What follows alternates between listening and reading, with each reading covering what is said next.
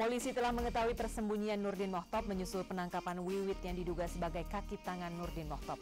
Potongan tubuh salah satu pelaku bom bunuh diri bom Bali 2 Misno dikembalikan oleh kepolisian kepada pihak keluarga.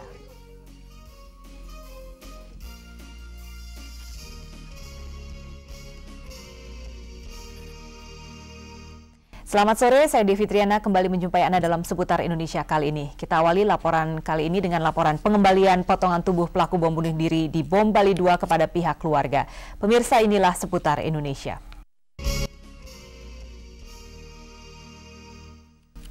Potongan tubuh salah satu pelaku bom bunuh diri bom Bali 2 Misno Jumat sore dikembalikan oleh kepolisian kepada pihak keluarga. Sementara jenazah 3 pelaku bom lainnya, Salik, Ayib, dan Arman, hingga kini masih berada di Rumah Sakit Polri Sukamto.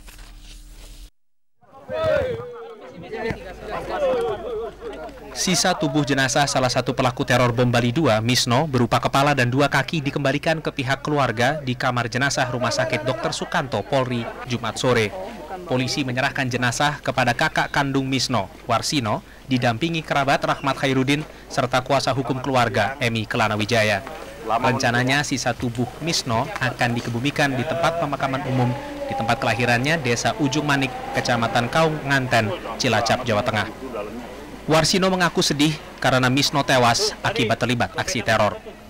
Sangat-sangat sedih sekali, dan saya rasa sangat sedih sekali gitu. Jadi untuk mengungkapkannya ya sedih gitu. Ibu nggak datang, Mas? Ibu kebetulan lagi masih dalam keadaan shock juga ibu saya gitu. Jadi masih seolah-olah belum bisa menerima gitu kenyataan yang kayak ini. Anaknya salah satu dari. Betul.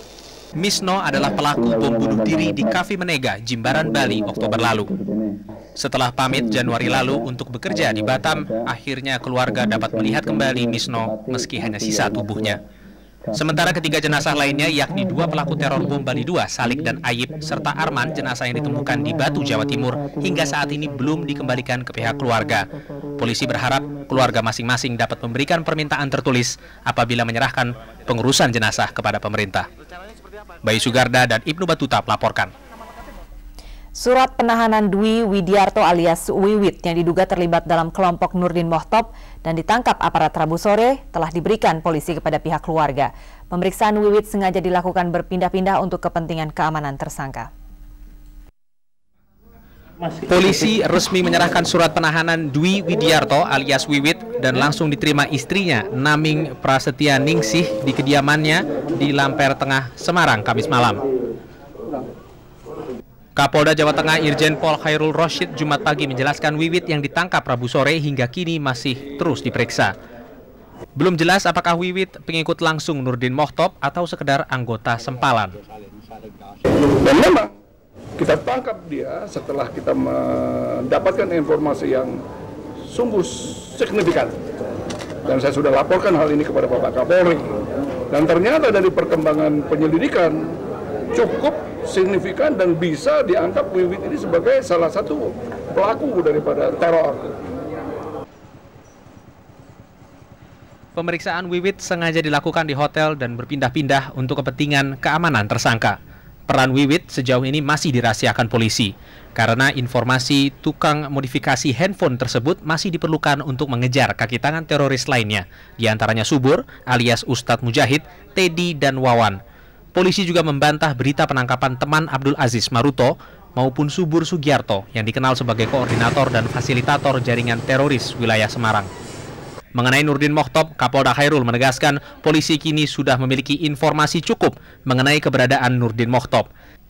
Hingga kini diperkirakan masih ada kaki tangan Nurdin Mohtop yang aktif berkeliaran di Jawa Tengah.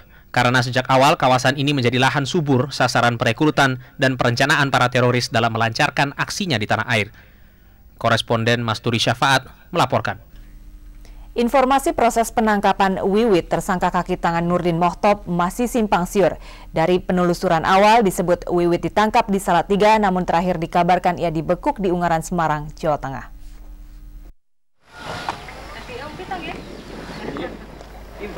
Setelah buron selama 2 pekan lebih, Rabu sore Wiwit akhirnya berhasil ditangkap. Lokasi penangkapan Wiwit masih simpang siur. Laporan awal menyebutkan Wiwit ditangkap di Salatiga, tapi kemudian dilaporkan Wiwit ditangkap di Susukan, Ungaran. lalu berubah lagi, dikabarkan ditangkap di sebuah masjid di kompleks Rumah Sakit Romani, Semarang.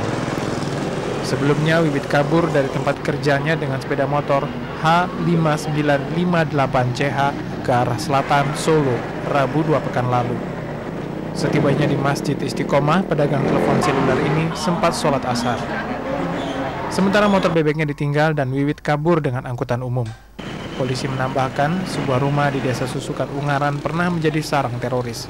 Ketua RT setempat, Sukirno, membenarkan sejak Oktober lalu rumah tersebut dikontrak oleh seseorang bernama Irfan asal Purwokerto, pedagang sepatu sendal. Irfan tinggal di rumah ini bersama 4 temannya. Mereka sangat tertutup dengan tetangga. Katanya ada penggeledahan dari aparat kepolisian, Pak? Iya, memang pada waktu itu hari Senin jam 9 ada aparat, tapi yang mendampingi bagian keamanan Desa Petung, Kelurahan Susukan. Irfan dan kawan-kawannya kabur sehari setelah tertembaknya Ashari. Aparat kepolisian Semarang yakin penemuan motor dan rumah kontrakan yang kosong terkait dengan Wiwit dan jaringan teroris Nurdin Mohtop. Dari Ungaran, Jawa Tengah, koresponden Masturi Syafaat melaporkan. Kapolri Jenderal Polisi Sutanto mengatakan ada perubahan pola penyerangan yang dilakukan para teroris. Menurut Kapolri, kelompok teroris sekarang ini memilih serangan dengan menggunakan jaket bom karena lebih mudah dirakit. Bom mobil tidak lagi digunakan karena aparat keamanan memeriksa kendaraan secara ketat. Untuk memerangi terorisme ini, Kapolri kembali meminta dukungan masyarakat untuk melaporkan hal-hal yang mencurigakan. Kapolri mengaku Nurdin Mohtop kini sudah fasih berbahasa Jawa dan Sunda. Pihak Polri telah meminta juga keluarga Nurdin Mohtop di Malaysia agar Nurdin menghentikan kegiatan terornya dan menyerahkan diri. Ditegaskan Kapolri, aliran dana dari luar negeri kepada kelompok teroris telah terputus. Dana internasional tersebut digunakan untuk mendukung teror di Indonesia, bahkan juga di Filipina. Namun Kapolri membantah sumber dana tersebut berasal dari diplomat asing. Dana ini saya luruskan, jangan sampai menyebut dari ada diplomat negara tertentu segala macam, ini saya mau diluruskan. Dana ini adalah dari suatu jaringan teroris yang ada di luar, yang dia mengirimkan ke Indonesia, yang sekarang sudah terputus. Untuk besarnya saya kira tidak bisa saya sampaikan di sini. Tim Densus 88 Mabes Polri rencananya akan mengevakuasi Bribtu Muhammad Syarif Tarabubun, anggota Intelkam Polres Ambon dan Pulau-Pulau Lease dari Maluku Tengah ke Polda Maluku Jumat malam ini untuk menjalani pemeriksaan lanjutan. Bribtu Muhammad Syarif Tarabubun ditangkap dini hari tadi oleh tim Densus 88 Mabes Polri karena diduga menjadi dalang aksi teror di Maluku. Bribtu Syarif ditangkap di Desa Haya, Kecamatan Tehoru, Maluku Tengah. Tersangka selama ini masuk dalam daftar pencarian orang Polda Maluku karena diduga terlibat dalam sejumlah kasus kekerasan seperti penyerangan pos Brimob di Seram bagian barat yang menewaskan 5 anggota Brimob. 20 warga lainnya kini juga masih diperiksa karena diduga terlibat aksi kekerasan di Maluku. Kabid Humas Polda Maluku AKBP Arsyanto Darmawan mengatakan saat ditangkap Syarif tidak melakukan perlawanan. Hal ini Detasemen 88 telah berhasil menangkap Bribtu Syarif yang diduga sebagai pelaku kasus Loki maupun kasus Villa Karaoke yang saat ini sebagai daftar pencarian orang pihak Polda Maluku. Sedikitnya 70 rumah di Kabupaten Belitung, Bangka Belitung hancur diterjang gelombang pasang setinggi 5 meter. Tidak ada korban jiwa dalam bencana mirip tsunami ini. Laporan selengkapnya sesaat lagi. Banjir di ruas jalan Trans Kalimantan Desa Tumbang Nusa, Kabupaten Pulang Pisau, Kalimantan Tengah semakin parah. Puluhan mobil dari arah Palangkaraya ke Banjarmasin, Kalimantan Selatan dan sebaliknya harus menyewa feri untuk menyeberang. Ruas jalan Trans Kalimantan di Kabupaten Pulang Pisau, Kalimantan Tengah sejak 3 hari terakhir tergenang banjir setinggi 1 meter. Banjir terjadi karena meluapnya air sungai Kahayan Palangkaraya ditambah hujan lebat yang mengguyur Palangkaraya dan Kabupaten Pulang Pisau dalam sepekan terakhir. Meski ketinggian air mencapai 1 meter, tidak sedikit kendaraan angkutan umum dan mobil pribadi nekat menerobos genangan banjir meski harus menanggung resiko mogok di tengah jalan. Sementara kendaraan roda 2 sejak Kamis kemarin tidak bisa lagi melewati jalan yang tergenang banjir. Pengendara roda 2 terpaksa memanfaatkan jasa angkutan perahu feri penyeberangan untuk melewati ruas jalan yang tergenang banjir dengan tarif Rp5.000 sekali menyeberang.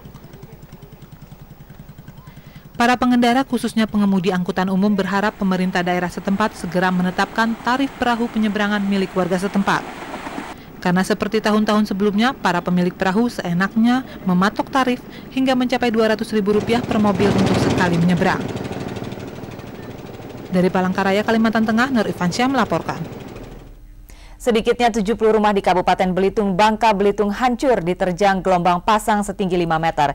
Tidak ada korban jiwa dalam bencana mirip tsunami ini karena penduduk langsung mengungsi setelah terjadi gelombang pasang pertama setinggi 3 meter.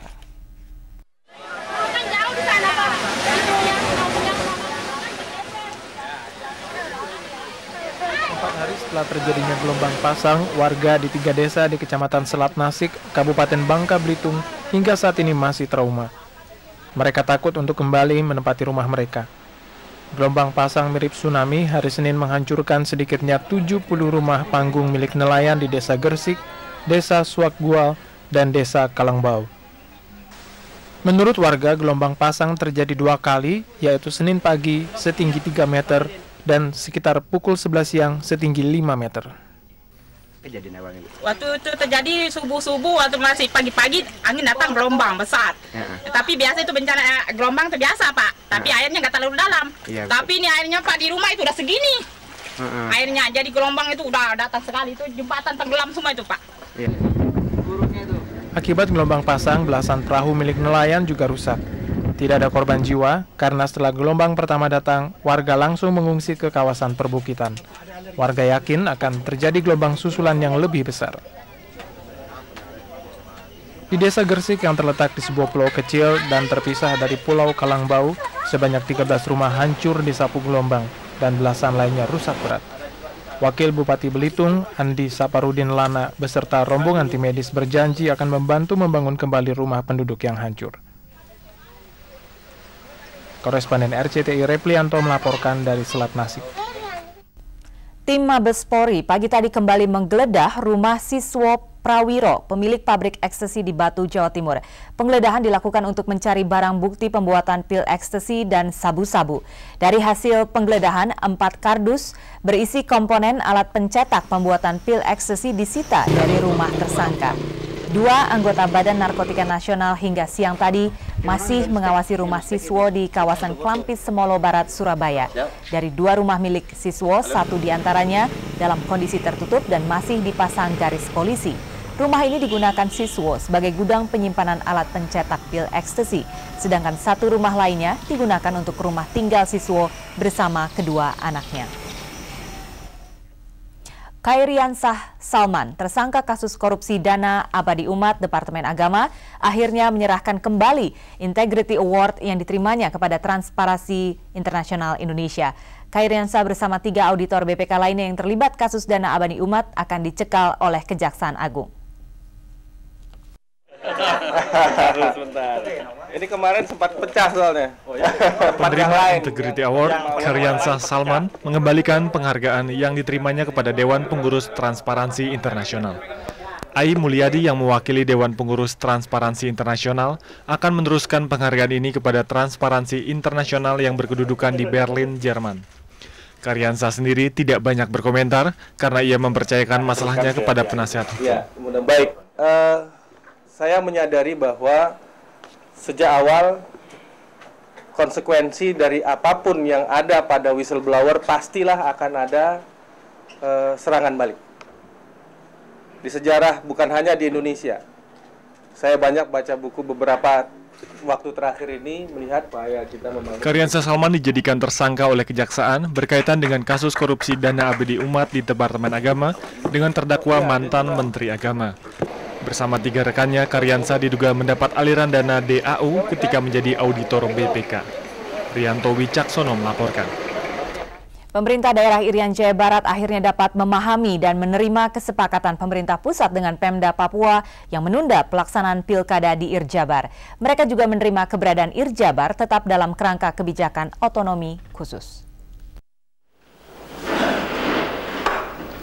Setelah bertemu dengan Pemda Papua hari Jumat, pemerintah pusat bertemu dengan Pemda Irian Jaya Barat Irjabar membahas penyelesaian kemelut hubungan antara Papua dengan Irjabar.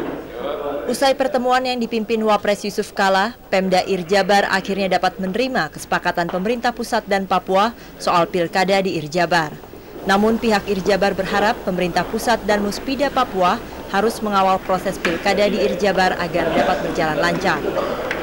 Ya, pilkada sesuai proses itu, rangkaian, masukkan Irjabar dalam konsep, dalam struktur otsus, kemudian pilkadanya setelah itu.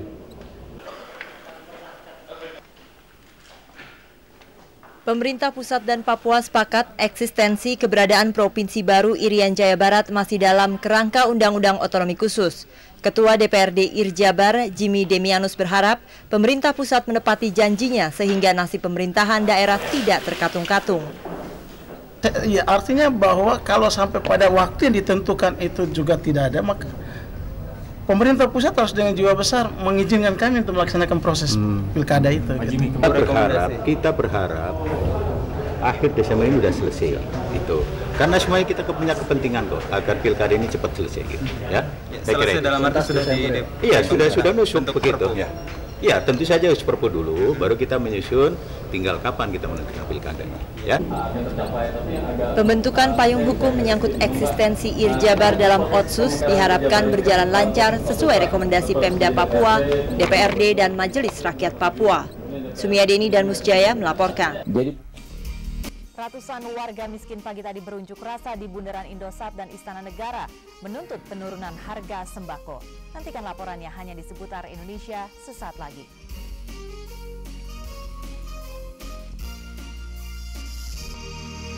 Ratusan warga yang mayoritas ibu-ibu dan anak-anak siang tadi menggelar aksi unjuk rasa dari Bundaran Indosat menuju Istana Negara dengan dikawal secara ketat oleh petugas kepolisian.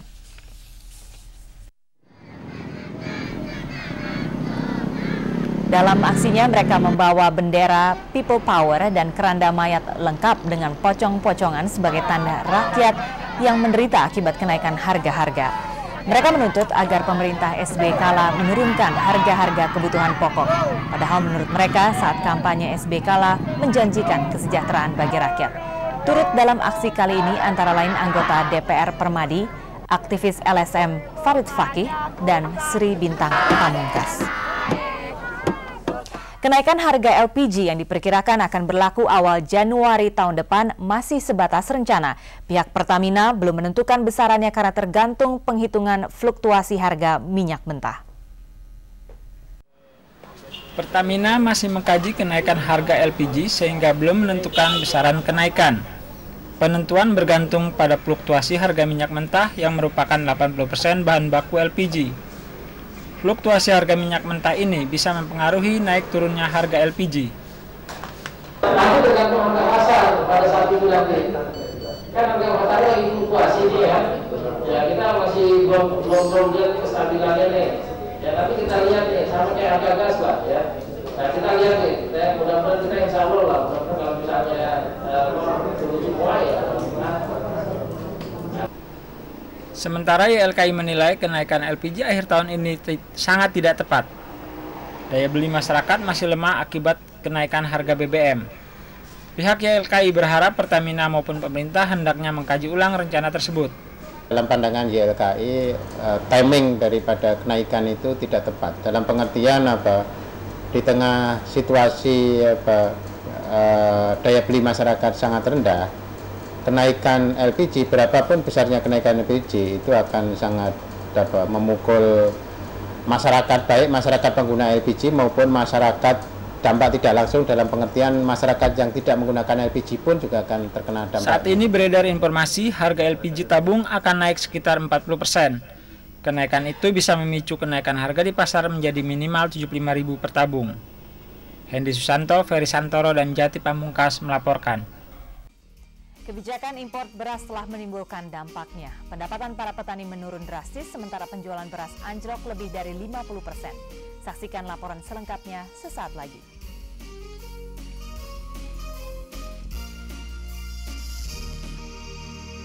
Tidak semua petani mengetahui rencana pemerintah mengimpor beras, namun yang mereka rasakan penghasilan mereka semakin turun.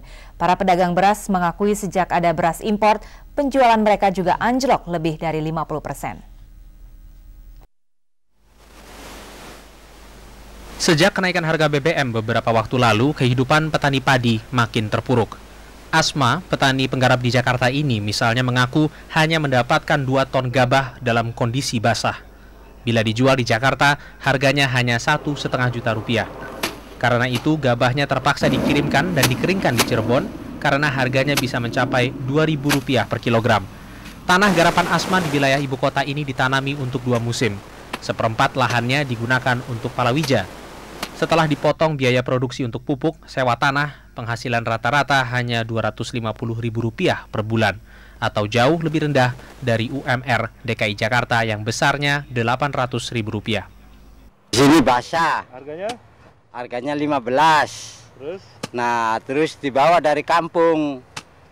Dikeringkan dulu 200 di kampung. Cuman ada susudan 10 kilo. Oh, gitu. Terus mengenai beras impor Bapak enggak dengar? Nah, beras impornya itu nggak tahu saya. Karena bukan hubungan saya sih. Nasib Asma dirasakan pula oleh pedagang beras di Pasar Induk Cipinang, Jakarta. Kebijakan pemerintah mengimpor beras menurut mereka tidak perlu karena selain produksi dalam negeri cukup, beras impor hanya akan memukul petani dalam negeri. Kami sangat melarang pemerintah mengimpor beras. Kenapa? Pemerintah keterlaluan. Rakyat udah dilukai dengan kenaikan BBM, sekarang impor beras lagi. Mau dibawa kemana hasilnya petani? Para pedagang mengaku dalam 2 pekan terakhir penjualan beras menurun drastis hingga 70%. Eko Budi Utomo melaporkan. Dan pemirsa, kami ingatkan Anda untuk menyaksikan siaran langsung program khusus 30 menit bersama Wakil Presiden Yusuf Kala malam ini pada pukul 23 waktu Indonesia Barat.